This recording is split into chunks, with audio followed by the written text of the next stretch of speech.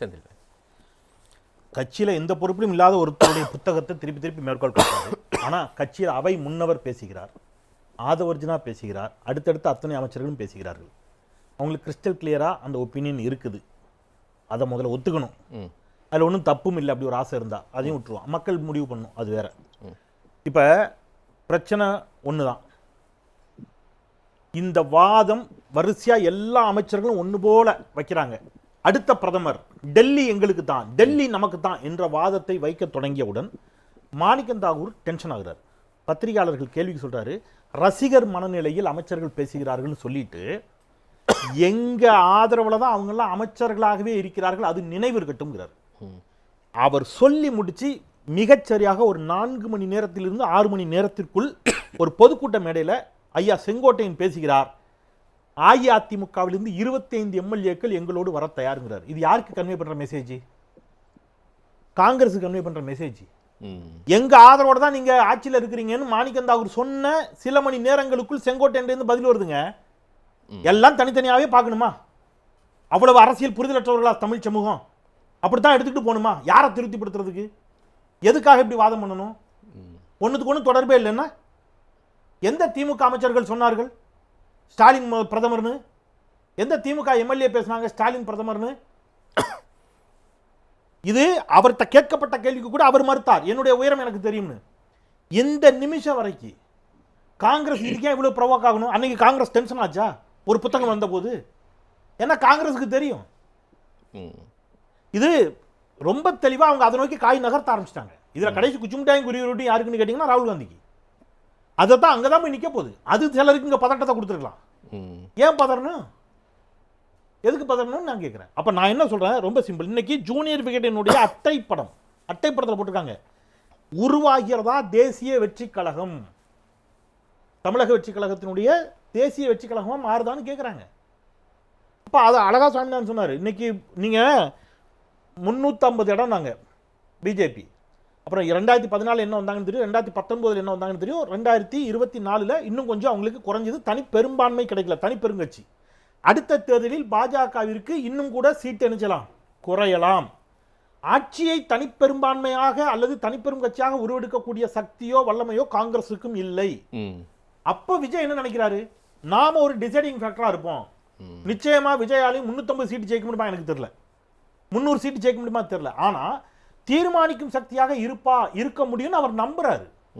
ஏன்னா ஒரு தேர்தல் வெற்றி அவருக்கு அதை என்ன செஞ்சிருக்கு, அந்த நம்பிக்கை கொடுத்திருக்கு. பிராக்டிகலா பேச சார், அவர் வெற்றி பெற்றது எனக்கு மகிழ்ச்சியா இல்ல, எனக்கு மாற்றுக்கிறது இருக்கு, அது வேற. பட் அவர் வெற்றி பெற்றிருக்காரு, அதை அக்செப்ட் பண்ணி தானே ஆகணும்.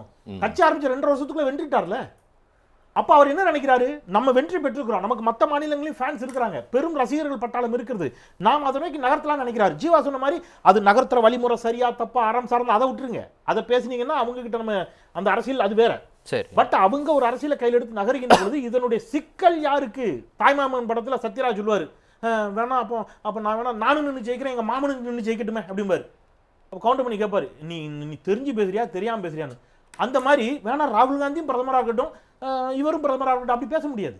யாரா ஒருத்தர் தான். அப்போ காங்கிரஸை கழட்டி விடுற முடிவுக்கு யார் வந்துட்டா? தாவேகா வந்துருச்சு சார். இன்னைக்கு தேதிக்கு நான் வந்து சிண்டு முடியறேன்னு நினைக்காதீங்க, ஃபேக்டா பேசுறேன். காங்கிரஸுக்கு தாவேகா ஆதரவு தேவையா, தாவேகாவுக்கு காங்கிரஸ் ஆதரவு தேவையா?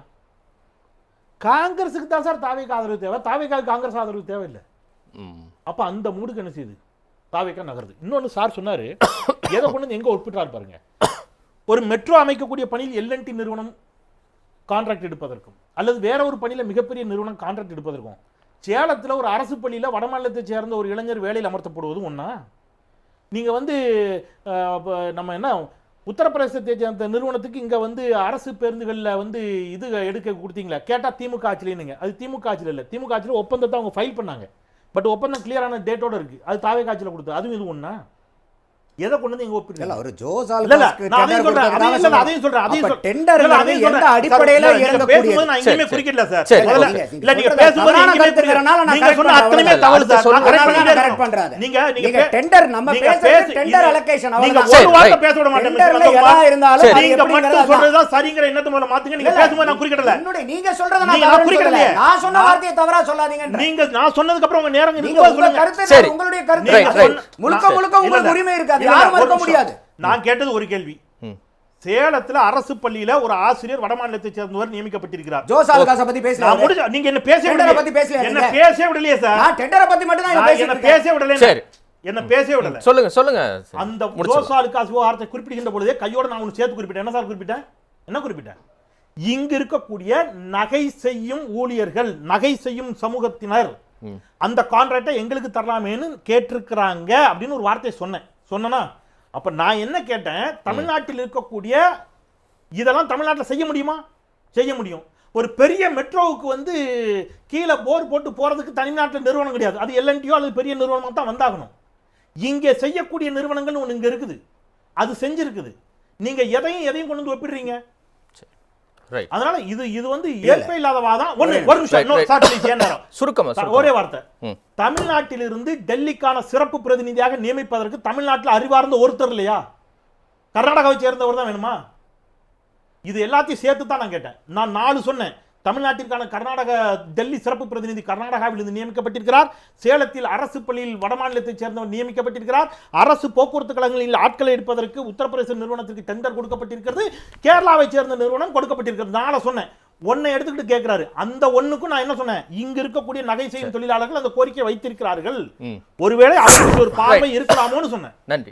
சிறுக்கமா சில வார்த்தைகள் நேரம் இல்லை. எனக்கு இஷ்யூ பண்ணும்போது பூரா கோரிக்கையை வச்சுக்கிட்டு டெண்டர் இஷ்யூ பண்ண முடியாது எந்த கவர்மெண்ட்டாக இருந்தாலும். அடுத்தது வந்து இன்னைக்கு ஜூனியர் விகடனை பற்றி பேசினார். ஜூனியர் விகடனில் வந்து பார்த்தீங்கன்னாக்கா அட்டை படத்தில் அண்ணன் சீமான் அவர்களே வந்து காவி உடை போட்டிருந்தாங்க. ஒன்றும் இல்லை, இன்னைக்கு வந்து பார்த்தீங்கன்னா சட்டசபையில் எங்கேயாவது பத்திரிகை செய்திகளை வரதை வந்து குறிப்பு காமிச்சு ஆதாரமாக காமிச்சு சட்டசபைக்குள்ள பேச முடியுமா? இன்னைக்கு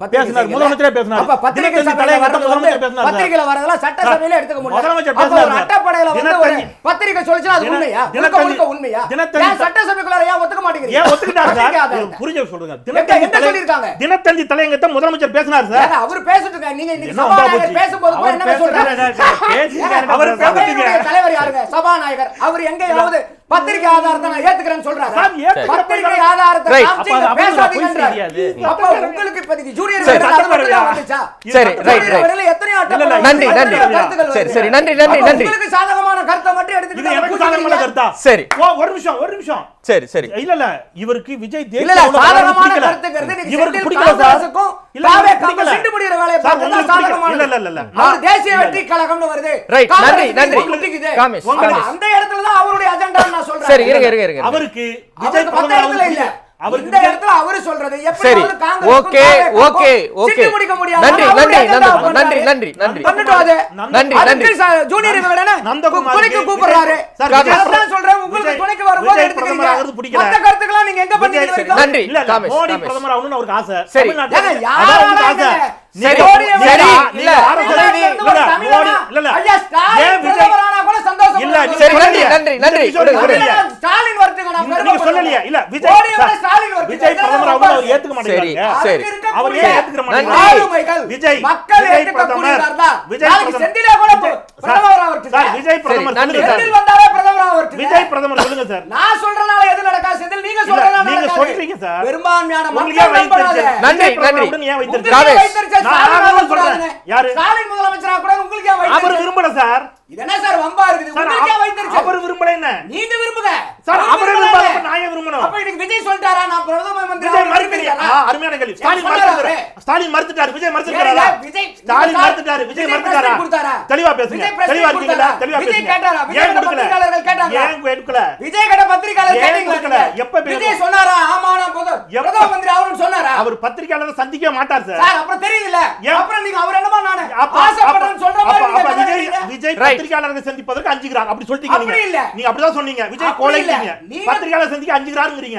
ஏதாவது ஒரு பக்கம் வாங்க. ஏதாவது ஒரு பக்கம் வாங்க மிஸ்டர். அதேதான் வந்து ஸ்டாலின் அவர் மேல சொல்லப்படுது. ஆர்கனைஸ்ட் பிரஸ் மீட்டே வைக்கிறது இல்ல. ஸ்டாலின் ஸ்கிரிப்டட் பிரஸ் மீட் பண்ணாருன்னு அவர் மேல தான் குற்றச்சாட்டு. சரி, நன்றி. எல்லாம் வந்து விடுங்க. ஓகே.